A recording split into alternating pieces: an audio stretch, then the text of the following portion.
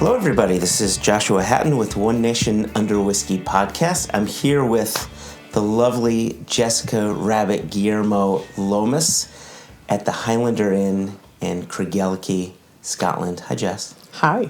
How you Thanks for doing? using my full Sunday name on a Monday. Oh, is it Monday? Yeah, I think so. I thought it was Sunday. It depends who's listening to this. Could be a Wednesday. It could be a Wednesday. It's really nice traveling in Speyside with you. Thanks. I arranged the sunshine especially for this tour and for the podcast listeners to know that it's very sunny. And you arranged a very special guest. Who are we with today? I'm going to do my traditional. I'm going to get him to introduce himself. But we've kind of given it away by telling everyone we're here in the Highlander. But our special guest today is the one and only Tatsuya. Tatsuya, would you like to say hello and introduce yourself? Hello, everybody. My name is Tatsuya Minagawa, originally from Japan. I currently run the business heart of Speyside, place called Highlander Inn, Craigellachie. There you go. Beauty. He didn't really need an intro, though. He's well known. He didn't. He's well known enough. I feel like he's rehearsed that too. That was slick. I always kind of like wobble around how I feel like I should introduce myself. That was to the point. Lovely. So yeah, I have brought Joshua here to talk with you, the three of us, and have a little chat about famous whiskey bars. And I wanted to, I'm gonna pitch this live to Joshua, which is they always spring things on me in the podcast, and then they're like, "Did you hear the?" So this is how I get all the inside gossip for our company. So you're on the inside now. I am pitching that I want to have conversations with people in whiskey bars.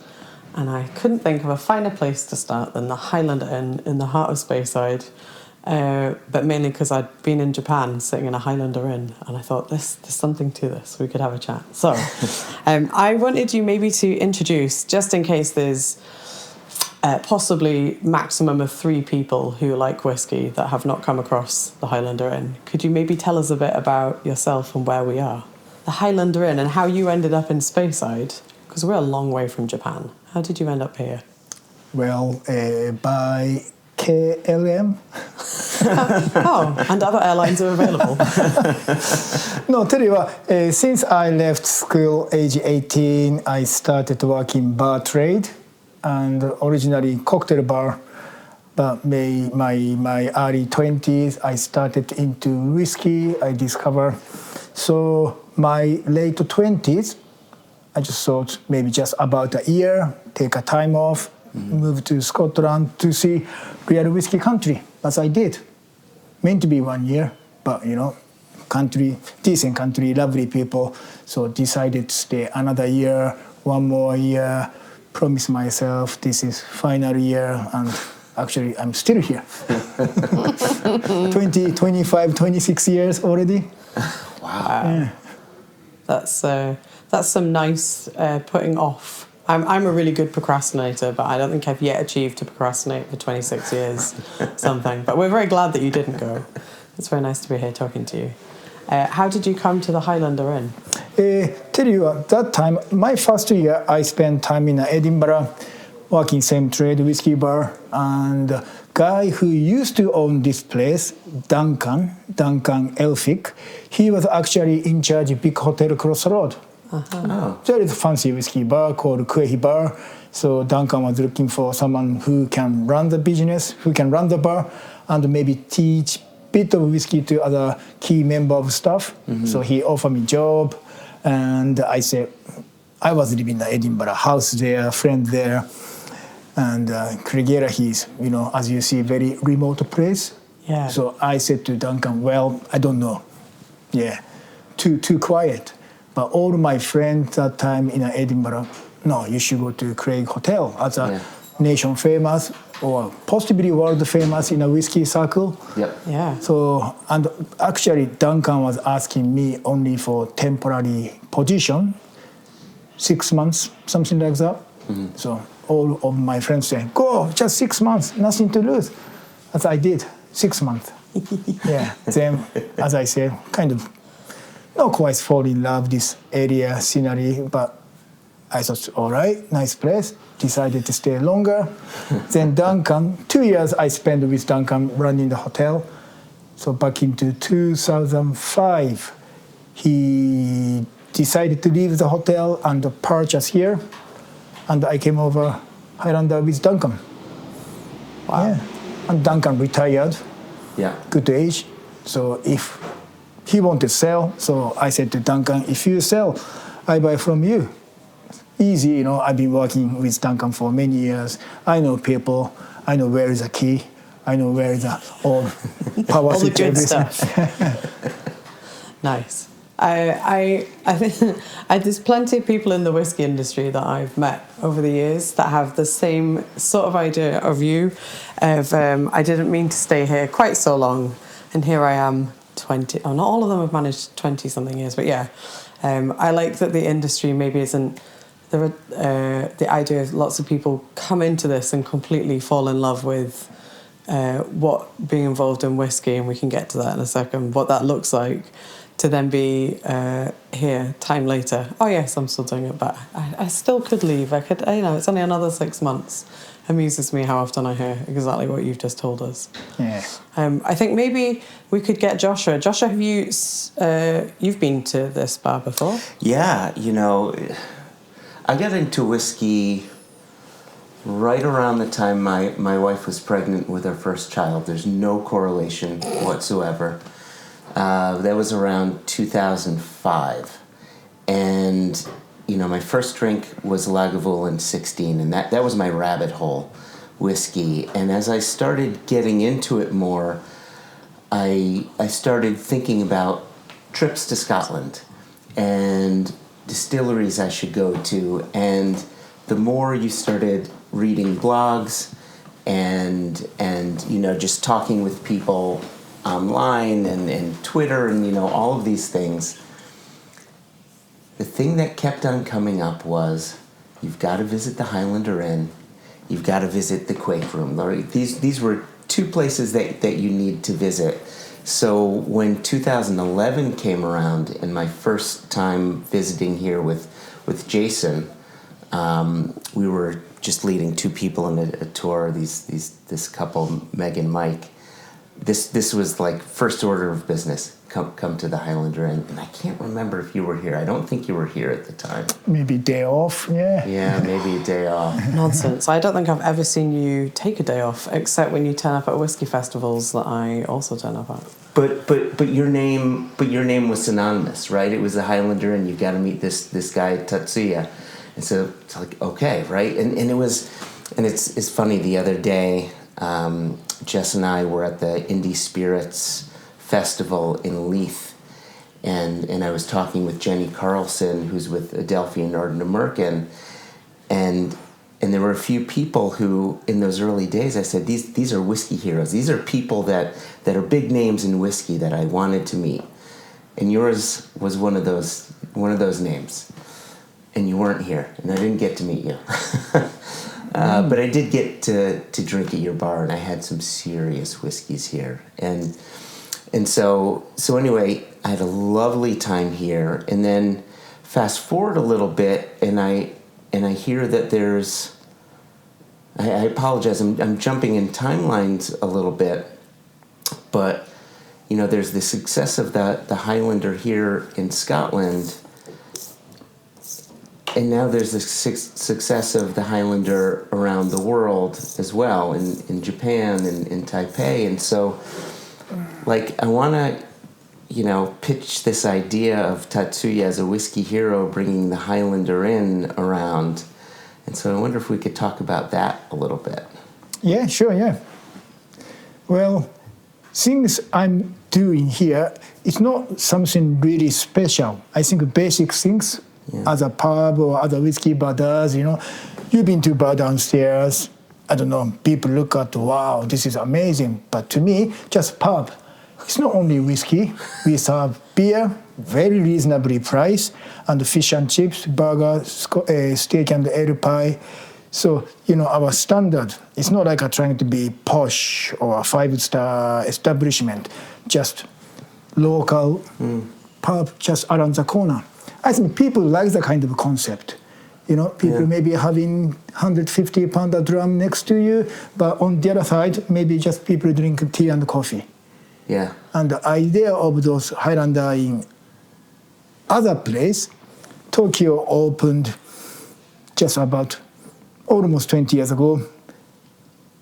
My ex-boss, Duncan, he always wanted to have the kind of idea. Yeah. Highlander Inn. Well, that time, possibly we are both working in Craig Hotel. So Kuehiba, New York, Kuehiba, Paris, Kuehiba, Singapore. Yeah. That's actually brought the idea to Highlander. Yeah. So when Highlander in Tokyo opened, I was still working for Duncan, working together.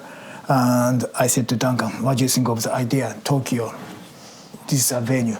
Yeah. Actually, we went to see the venue together. My wedding trip to Japan. Yeah. So this idea, I'm looking at changing to Highlander in Tokyo. Yeah. And it's happened. Since then, I'm not trying to make a big empire. Yeah. You know, if I'm doing right things and if I'm meeting right people, just naturally end up to the idea, especially one in Jakarta, one in Taiwan, both establishment run by our importer in Indonesia and Taiwan, doing business together for reasonably long time. Next stage, they come to me, we are handling your whiskey to here, but I think next step is Highlander in Jakarta. What do you think of the idea? I said, here we go, that's a great idea. Wow. That's happened, yeah. Wow. So let's bring it back here then. I love what you said when I said, you know, you've got the Highlander here and you're bringing it around the world, and you said, well, it's nothing special, right? You've got a bar downstairs and we're serving fish and chips. But I think what's special about it is it's so comfortable, and you've made this comfortable environment that local people come to and legends have come to. Like, imagine you've got stories here, some of which you may be able to talk about, some of which are not suitable to be on a podcast. But I think that's what makes it special, you know. Coming to the Highlander, you have the chance of bumping into the distillery manager from Craigellachie Distillery. You run into the chance, you know, you go to Chichibu, you may run into a chance of running into a Chiro or, you know, something like this. And I think that's so special for a whiskey fan to have that opportunity. It's true, yeah. People say, you know, people from Japan or other country, I tell them, you know, that chap sitting on a corner, he's a distillery manager of so. Wow. On the other corner, look, that's a Billy Walker. Billy Walker from Glenallachie. You're joking.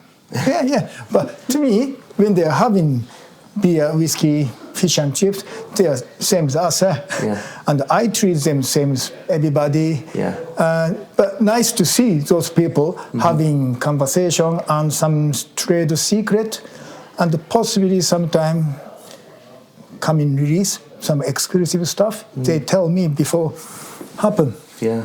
Yeah, maybe that's what one of the secrets is, that the Highlander Inn is the place to come and get your whiskey secrets and whiskey gossip.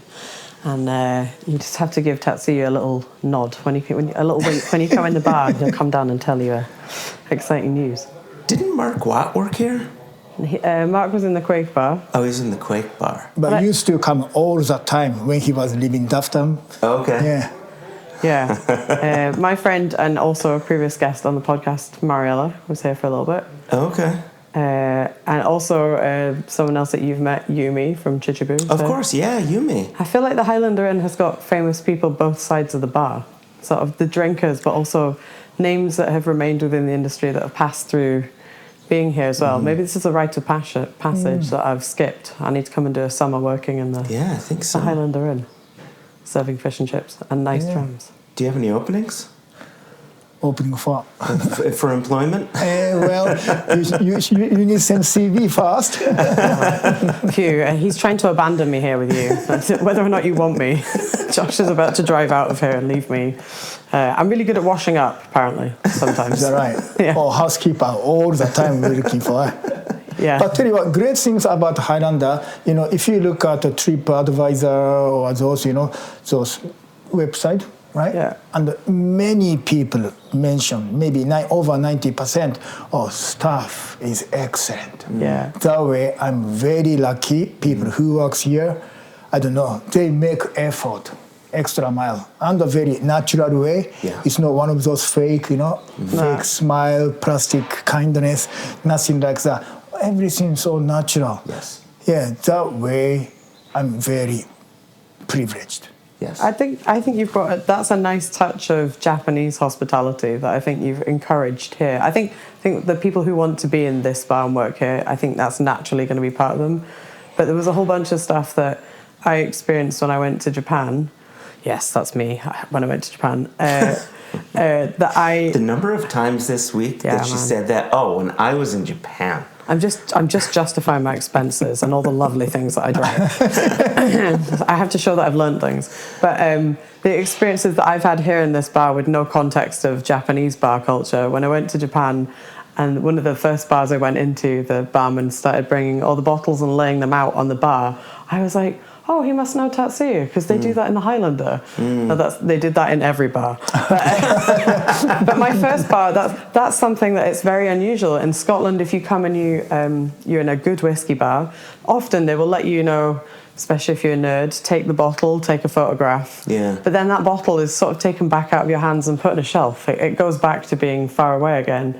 Whereas all the bars that I sat in Tokyo, and you do it here, there's bottles within very easy reach, so that you can kind of keep having that whiskey conversation. It's still there. It's not one look and it's gone. And I think it's touches of that customer service that you have really developed here that makes it so friendly, and then you can line up those bottles, and then quite often if you're at a bar and you see, well, they've ordered that one, maybe that's one of the ones we should try too, because it can be very overwhelming coming into a whiskey bar and seeing so much choice, and you have got a lot of choice downstairs. If you walk in, it's a little baby step to be like, well, there's some people sat around me that are drinking that bottle of Glenfarclas, or this one's got the Highlander Inn on it. That's a good, safe bet to start with. And you start talking to the person behind the bar, and they're like, oh, well, I also recommend these things. And so that's a really nice, friendly touch. It is a very friendly bar. A very friendly, tiny bar. There's not a lot of space downstairs. But that's nice. Then you are shoulder to shoulder with everybody else. Yeah. We came here during Spirit of Speyside, and we got talking to a group of people. It turned out it was like a group of 7 distillery managers. And as a whiskey nerd, you're like, wow, there's all these access. And then I guess to anybody who's not a whiskey nerd, they're like, yeah, it's just a person who does a job. And then when they finish their work, they come to have a beer like the rest of us. Yeah. But it's exciting to be like, oh, that could be these, all the opportunities. I think whiskey's a very networking world. You never know who you're walking into a room with. Yep. Yeah. So while we're talking about the bar downstairs, obviously you don't have an infinite amount of space to keep a million different types of whiskey. So you have to keep a fairly tight rein. Although I think every time I've come here, there's another corner that's got bottles in that I don't remember it having bottles in. How do you, is there a process of how you decide what comes in downstairs? We only have actually around 300 bottles, which is not certainly biggest selection in the world. However, whiskey actually come and go very fast. Something like a whiskey must have is, for example, Glenfiddich 12 years old. We must have all the time. Once finished, replace Glenfiddich 12. Same with like a Craigellachie 15, very popular nowadays. Sure. From local. Yeah. Pretty much 2-3 bottles every week. But that's other side. Another side is to make other international visitor or whiskey impress whiskey enthusiast. Wow, how do you manage to get this bottle? We buy from collector or from auction nowadays. It's a buyer's market at the moment. Good whiskey you can grab good price from auction. And I'm not greedy, so sensibly priced. Yeah, so often we get compliment, wow, too cheap. But local people don't feel that way. As I say, that's not a local complaint. Local people often say, don't mention to Tatsuya the word, too cheap. I think that's a nice reward for people who come far distances to see you. Yeah. Right? That you can come here, you can find unusual bottles, rarer bottles, and they're not, you're not tearing the arse out of the pricing. You just good solid pricing, and I think that's quite nice. Everybody has a budget for this evening. I can spend only £30, I can spend £200, but I want them to have a good time. One dram go. That's not good time, huh? So I won't ask obviously how much the budget, but during a conversation, I can see how much he's capable to spend. From first whiskey, can I have one of those? £80 a dram. Oh yeah, he's got money. So what's next? Obviously, I follow similar kind of price range, but looks like obviously student or Japanese people nowadays don't have money, so I don't go for expensive stuff. Just gradually increase the price. So they don't feel it coming. I like it. That's a good sales tip. The main point is I want them to good time. Yeah. When they pay the bill and when they leave the bar, great time. Hopefully see you tomorrow, or maybe definitely when you come back to Scotland, definitely coming back here again. That kind of things. Yeah. Is there a bottling across the years that you had on the shelf that you wish you could find again through auction? And you're like, oh man, this is one that brought people in. Yeah, few very memorable stuff. Yeah, like just over 20 years ago, Gordon and Macphail did Secret Isla, 1955. Oof. Yeah, so bottled 2005, so 50 years old Secret Isla, Secret Sky. Yeah. Oh my gosh. A Secret Sky. Yeah, and that time, £199 roughly, something like that. I mean, wholesale price. And I thought, wow, that's expensive. Anyway, try. So we bought a bottle from Gordon Macphail. Whiskey was good. Maybe we purchased 2 bottles. I don't know how much that was today, but 50 years old Secret Sky.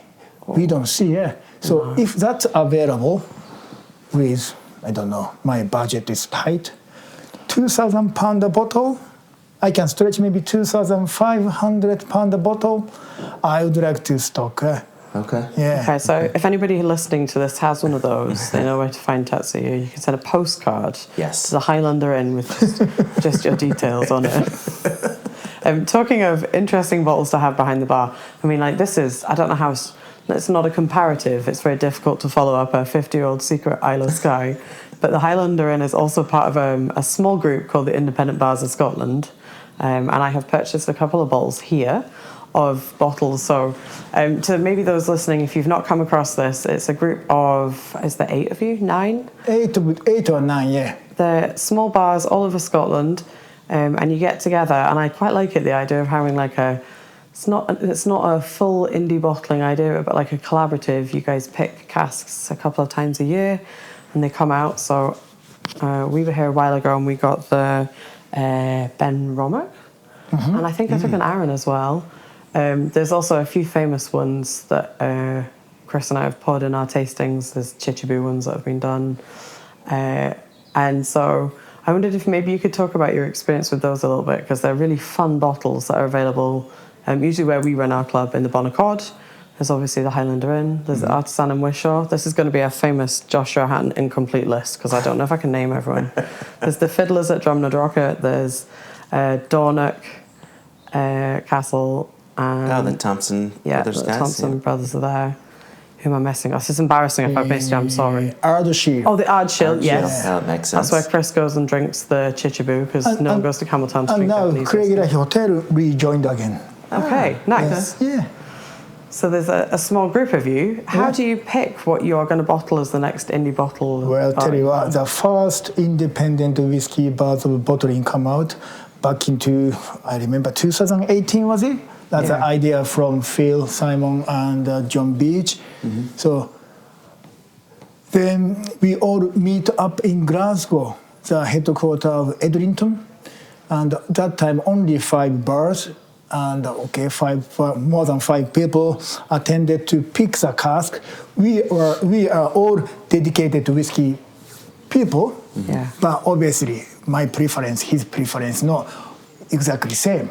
Yeah. So 5 samples, and we actually selected 2 best one, my best and my second best, his best and his second best. So we didn't need these other 3 samples. Chuck.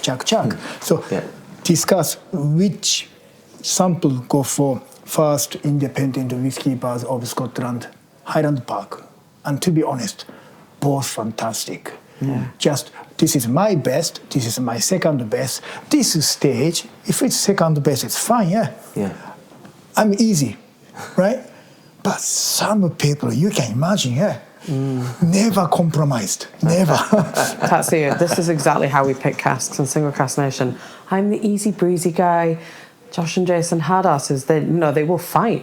I've had to separate them. There's physical altercations as we choose casks. So I feel your pain. I needed to know someone else goes through this when they're choosing whiskey.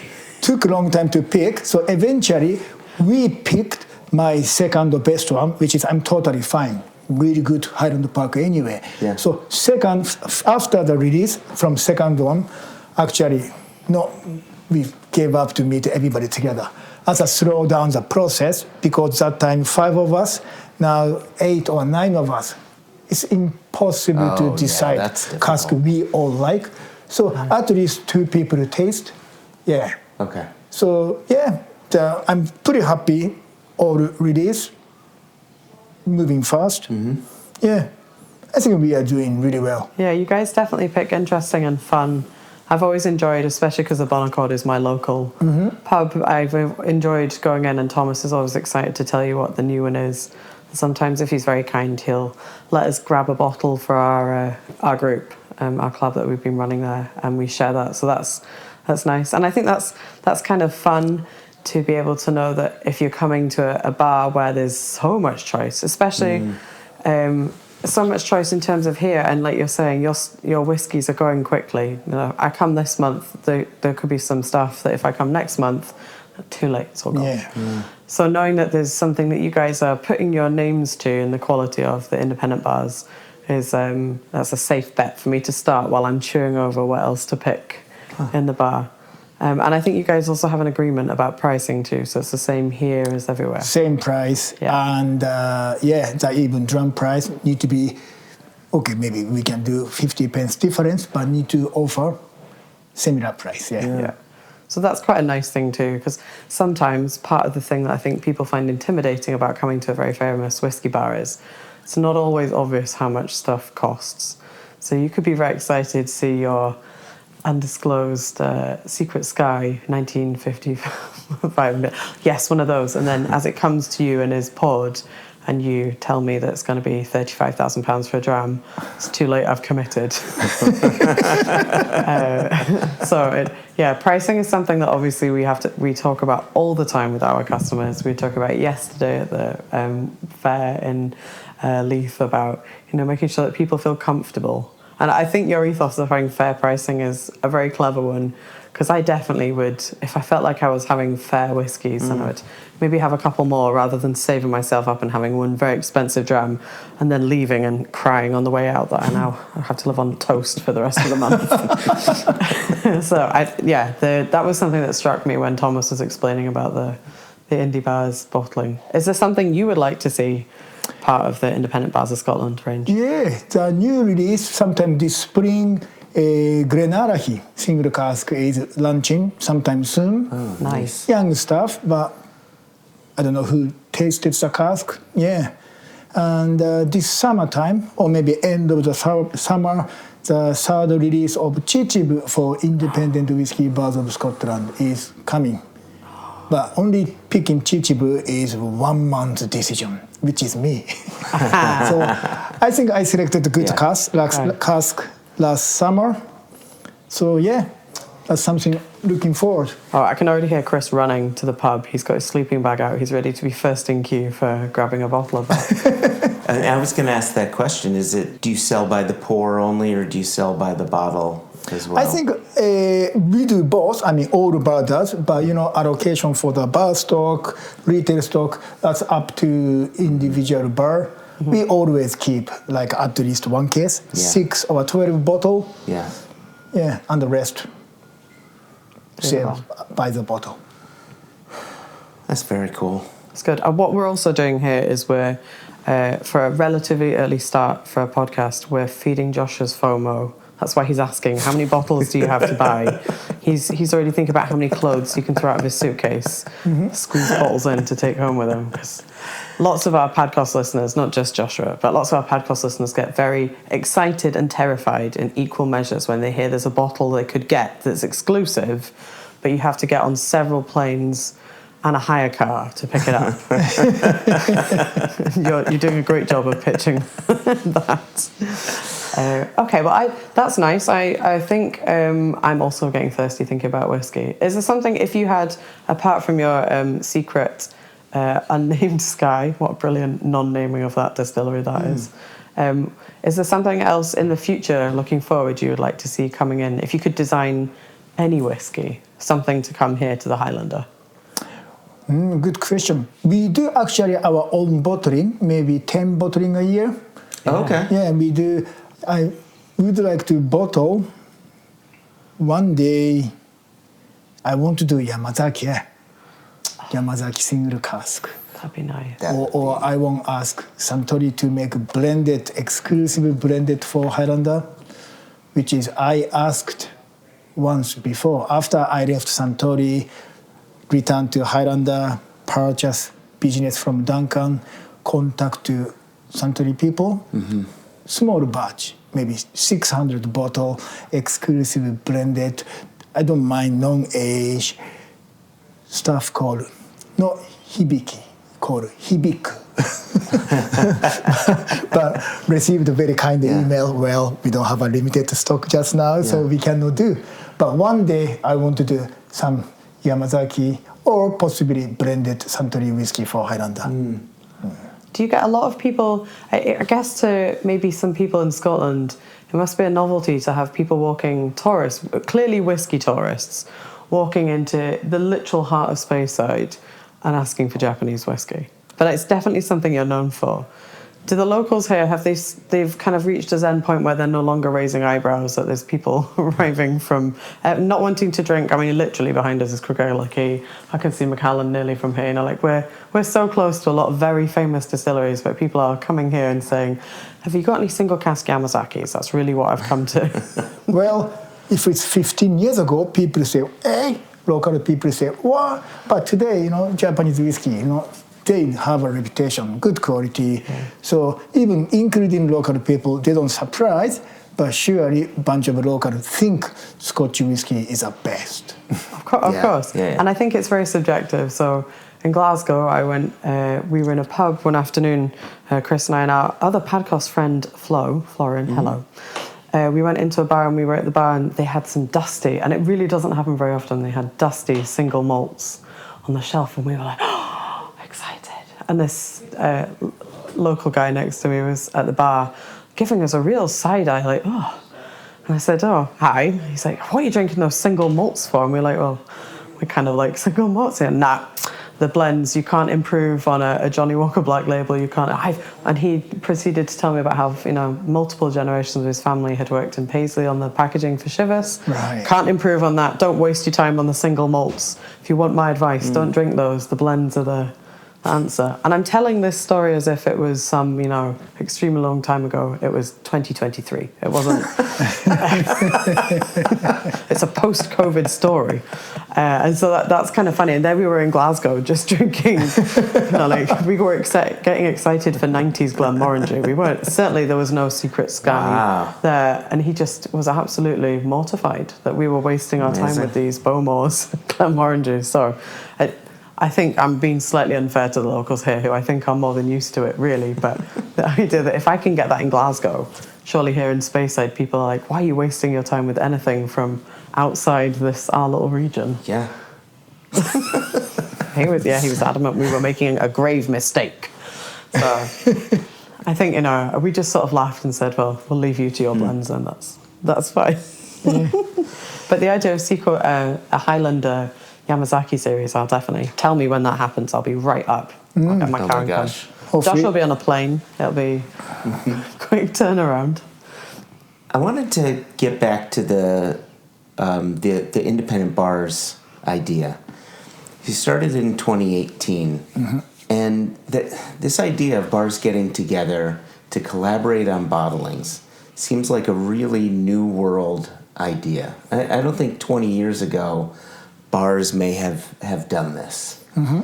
And I just think about how the world has changed, how the whiskey world has changed, and what changes you may have seen across these decades that you've been with the Highlander. And I'm just curious what you've seen across these years, and what other things you might have done. Are there other changes that you've seen across these years, since from your very beginnings to now, whether it's collaborations with other bars or habits with people coming to your bar? Certainly, number of the whiskey bar in Speyside increased from 20 years ago. Now, if you go to Ross's Station Hotel, they've got nice whiskey bar. So Downs Hotel in Aberawa, they've got really nice whiskey bar. So those nice whiskey bar in Speyside, I can name maybe at least 5, 6, 7. Yeah. But used to be only one, which is 20 years ago, only Craigellachie Hotel. Yeah. And if you look at worldwide, I can see some bar in Tokyo and also some bar in Taiwan, Hong Kong. Those 3 bars together, they do collaborate bottling. They buy a cask together, and those 3 establishments, they bottle themselves. Those things never happened 20 years ago. Yeah. But that kind of style of bottling getting more and more popular. Yeah. Like a bunch of whiskey bars, people in Tokyo or Osaka or even those 2 cities together, collaboration bottling. So that's pretty much same idea of independent whiskey bars of Scotland, isn't it? Yeah. Yeah. Getting more and more popular. Yeah, I love that. I think 20 years ago you wouldn't be able to do that. I don't know if you would have the sheer number of whiskey fans to support something like that. Maybe I'm wrong. Maybe I'm not thinking about it properly. I think further I understand, I know, that one of the oldest those bar bottling, hotel bottling, the Preston Field in Edinburgh. Yeah, almost 30 years ago, maybe Andrew Symington was working that time. Yeah. So still those Preston Field bottle is available from auction, and possibly after that, maybe Craigellachie Hotel, the hotel or bar started their own bottling. Yeah. So when I was working there, we could buy cask from distillery. So we did official bottling of Glenlivet, Craigellachie, Glen Murray. But nowadays, those things really difficult to organize. Yeah. Yeah. I feel like I think once you group together, especially people who are known in the industry, I'm sure between you've got contacts that can help you do that. So maybe that's where the collaborative effort helps make that a reality. Yeah, the Prestonfield bottlings are definitely legendary and mostly very far out of my price range, especially in secondary market pricing. But there's some amazing names. If you've not seen them, you should go and look them up. The things that were bottled are the kind of... there was a legendary Prestonfield Clynelish, if I remember correctly. Yes, okay. And there's also a series of Bowmores from them as well that I think would be right up your street. Yeah, they're... I think it's also fun that the idea of the kind of traditional roles of you come to a bar, drink and leave, that kind of idea is shifting, the idea that you can take home a nice souvenir. So you've come to an independent bar of Scotland, you can also take home a really nice bottle of something that may also be an opportunity of, it's not a distillery you would have naturally gravitated towards. There's was it an Edgeadara or a Ballantrae independent bars one, that's an unusual name to see attached to it, because it was an independent bars of Scotland, and at the time I was making sure that we were drinking each one as it came out. It's like, it's the next one is Ballantrae. Sure, I'll go ahead and try that. Whereas I'm not sure I would walk into a bar and unprompted ask for a Ballantrae. Not because I don't like it, but it's just because it's a name that doesn't come to my attention very often. So yeah, that's a great way that you guys are maybe also getting an opportunity to highlight something that's a little bit more unusual. And you can try it by the dram, which is fun too. Oh, great. We were talking on the way here about if it was possible for you to be able to visit all the Highlanders in one go. And I was thinking about, if you're already adding extra destinations, I'm going to have to do it while there's still enough that I could maybe squeeze it all in. If you're going to add in Jakarta, I think that's it. I'm done. You can't do that in 24 hours. You cannot visit all Highlander in one day, but what you can do, Highlander Inn challenge from Japan to Scotland. So you need to land it to Aberdeen or Inverness, or arrive Glasgow or Edinburgh. You need to drive up to Craigellachie. That's extra 3 hours there. Yeah. Or another things you can do from Jakarta to Taiwan, or Taiwan to Jakarta. Jakarta to Taiwan, I did once. Left to Jakarta evening and get Taiwan, ask taxi driver to take to this bar.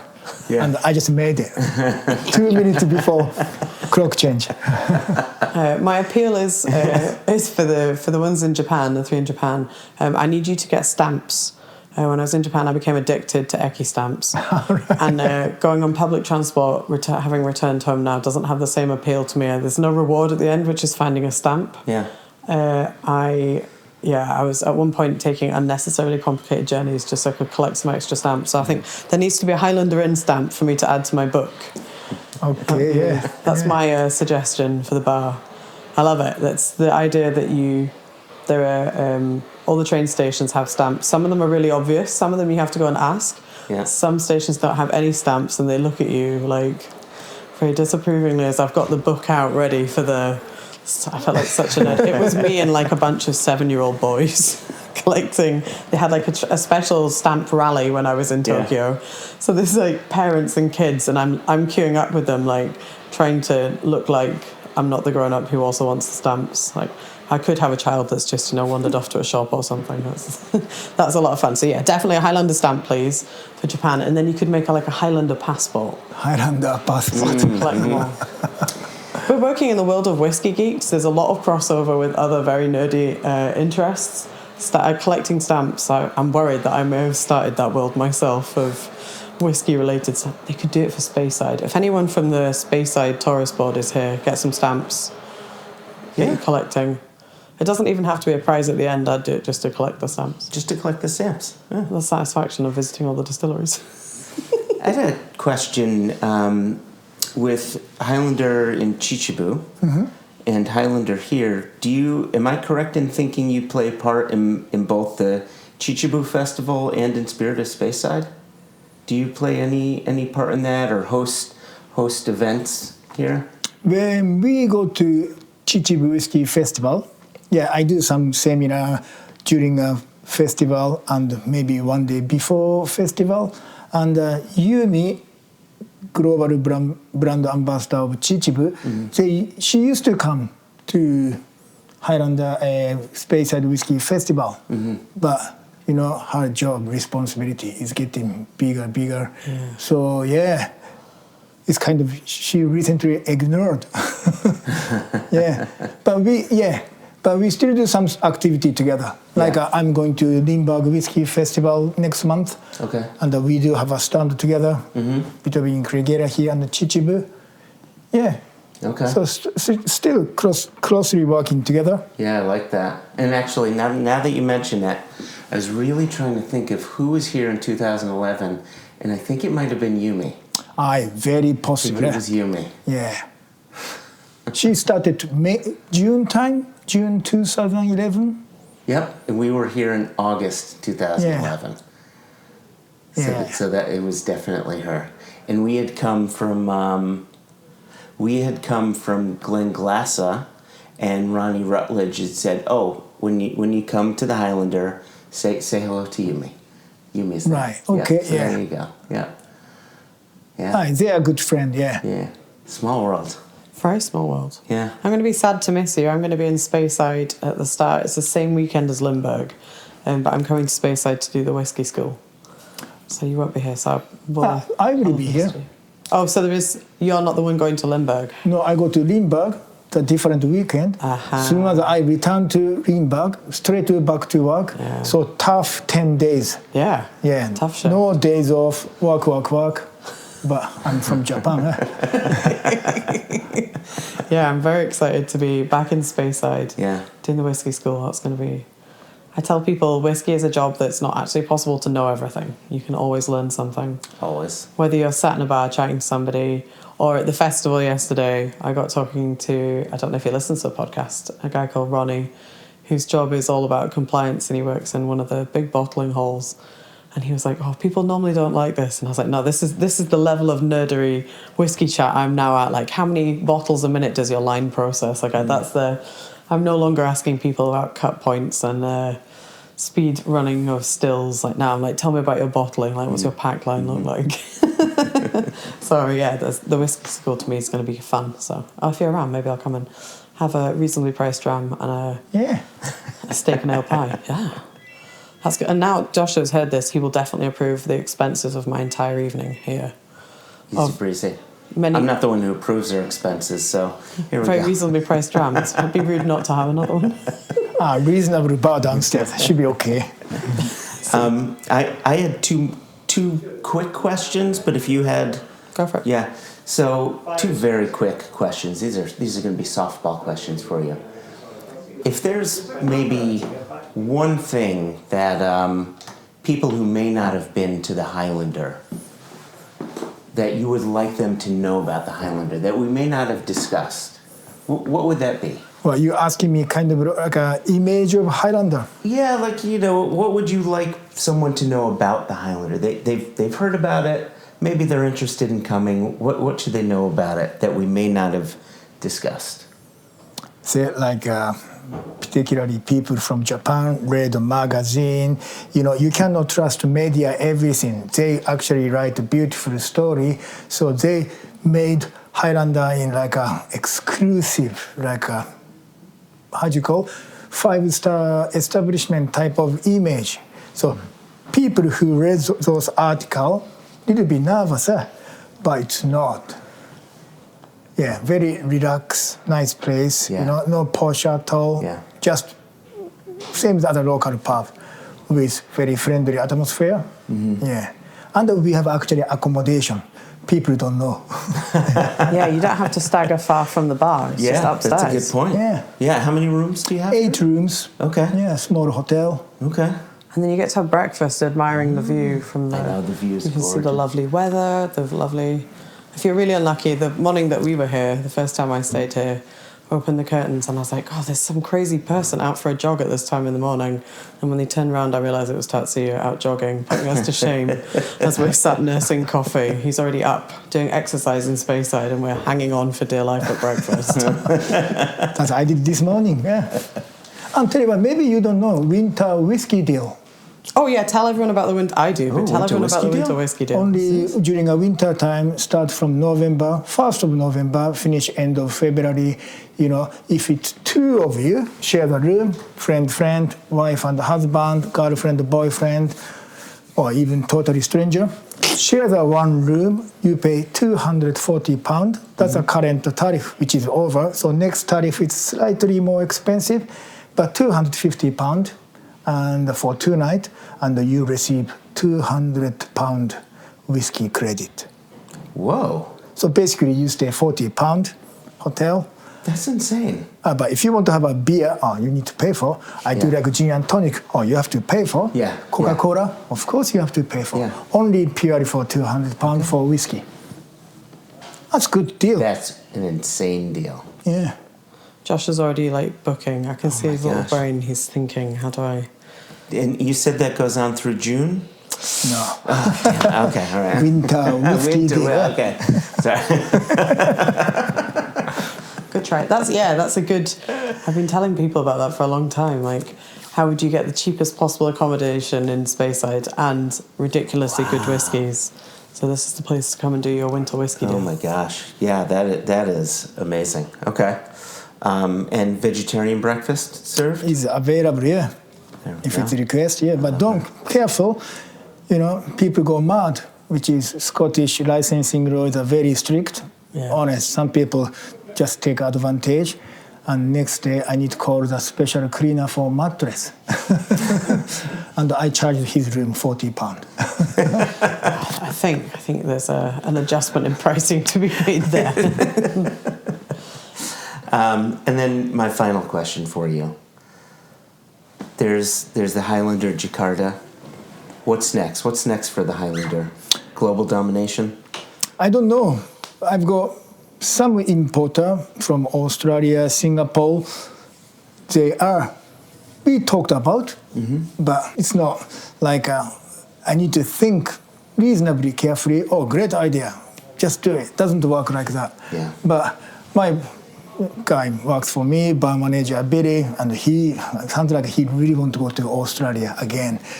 So, Tatsuya, yeah, we should do Highlander in Sydney. Yeah. So he's keen, but it doesn't work like so.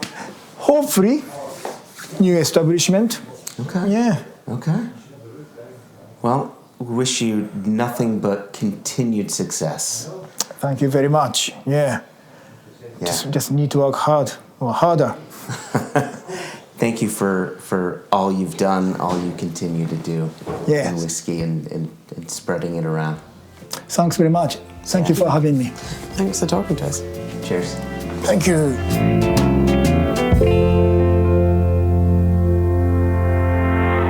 Huge thanks again to Tatsuya for taking out time to speak with me and Jess, and thanks too to Jess for setting up the interview. Tatsuya, as I mentioned before, Tatsuya is one of these guys who was a whiskey hero of mine, someone that I had wanted to meet for years and years, and finally getting to was great. And I didn't mention this during our time in the interview, but the first time I did get a chance to meet with Tatsuya was actually when Jason and I were in Maltstock, and we were doing a master class, and we had to follow a master class with him and Yumi from Chichibu, and following a master class of Japanese whiskeys between him and Yumi is like, having a local band following the Rolling Stones or something like that. A really tough act to follow. Just absolutely amazing. Two wonderful human beings. So having Tatsuya on the show was really a highlight. So we hope you enjoyed the conversation there. If you have any questions, you want to send them our way, you can send them to info@singlecastnation.com. And also, if you would go to Apple Podcasts and give us a rating on that would be great. 5 stars would be wonderful. You can also leave comments on Apple Podcasts. That would be great, and we would read them on the podcast here. I think you could do the same with Spotify as well, so that would be great too. Listen, one thing that I wanted to mention, 2 weeks from now is going to be a very special episode. Something that me, Jason, Jess, had been teasing for quite some time. So we definitely want you to tune into that 2 weeks from now. And don't forget, next week is going to be an extra episode. It's going to be an Industry Insiders episode. So tune in for that as well. And until next time, we say cheers, l'chaim, prost, kampai, all of the cheersy words. And thank you, as always, for tuning in. We really appreciate it. Bye-bye.